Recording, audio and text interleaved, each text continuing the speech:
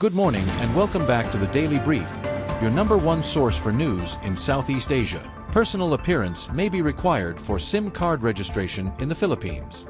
Filipinos might soon need to register their SIM cards in person as the government looks for better ways to verify identities and prevent fraud. This move is being considered in response to the growing issue of individuals illegally selling their IDs, which are then used for scams. The National Telecommunications Commission, NTC, announced on Tuesday that it will conduct a thorough review of proposed changes to the SIM Registration Act. One key proposal is to require SIM owners to be physically present during registration, similar to how individuals apply for a driver's license or NBI clearance. The current online system has been criticized for making it easier for fraudsters to sell pre-registered SIM cards, which are often used in text scams. Both the NTC and telecommunications companies have voiced concerns over this issue. Under the existing law, individuals caught selling pre-registered SIM cards face jail time ranging from 6 months to 6 years, along with fines between 100,000 pesos and 300,000 pesos. For our next story, former Philippine President Rodrigo Duterte is set to appear before the International Criminal Court, ICC, in The Hague, Netherlands, on March 14, 2025, for his initial pre-trial hearing on charges of crimes against humanity. The case stems from his controversial war on drugs, which allegedly led to thousands of deaths. Duterte, 79, arrived in the Netherlands on March 13 after being arrested in Manila. His detention comes amid political tensions between his family and the administration of President Ferdinand Marcos Jr. His daughter Vice President Sara Duterte, who is currently facing impeachment, has denounced his arrest as political persecution. During the hearing, the ICC will verify Duterte's identity, inform him of the charges, and explain his rights under international law. The charges relate to alleged extrajudicial killings between 2011 and 2019, during his time as president and mayor of Davao City. The Philippine government estimates 6,000 drug war deaths, but human rights groups claim the number could be as high as 30,000. The arrest has been hailed as a major step toward justice by human rights advocates, while Duterte himself has stated, "I am responsible for my actions." The next stage will be a confirmation of charges hearing, where the ICC will decide whether to proceed with a full trial, a process that could take years. In our next news update, Canada prepares for U.S. tariffs as April 2nd deadline looms. Canadian officials met with top U.S. trade representatives in Washington, D.C., where they were informed that new tariffs on Canadian goods will take effect on April 2nd, 2025. The Trump administration has emphasized its commitment to reciprocal tariffs, meaning the U.S. will impose trade restrictions matching those of its trading partners.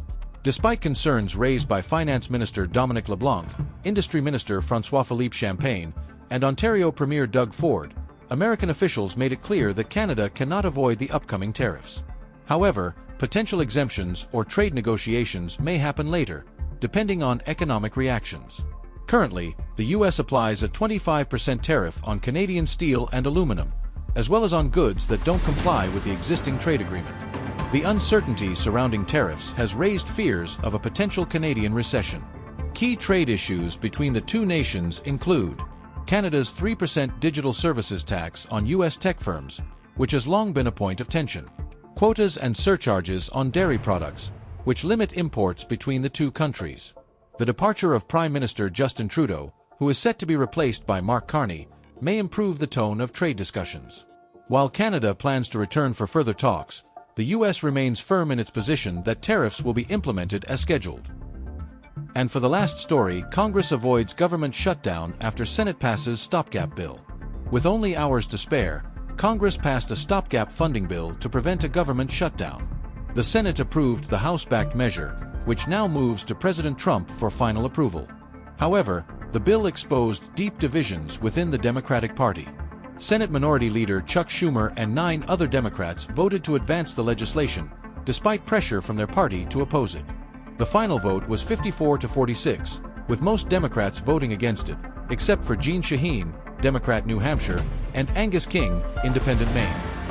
On the Republican side, only Rand Paul, Republican Kentucky, opposed it. Schumer defended his decision, arguing that shutting down the government would have been a worse alternative, potentially giving Trump more power. He described the situation as a Hobson's choice, where both options were undesirable.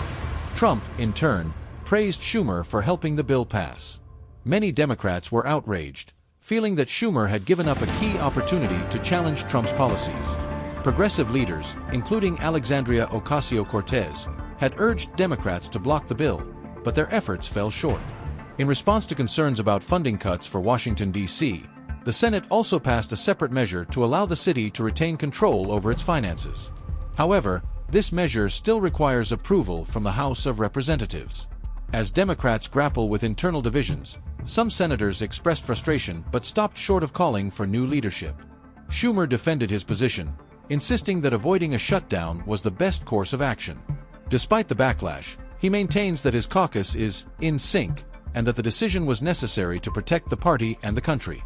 For more news and updates, please share and subscribe to the Daily Brief. Thanks for watching, and we will see you in the next video.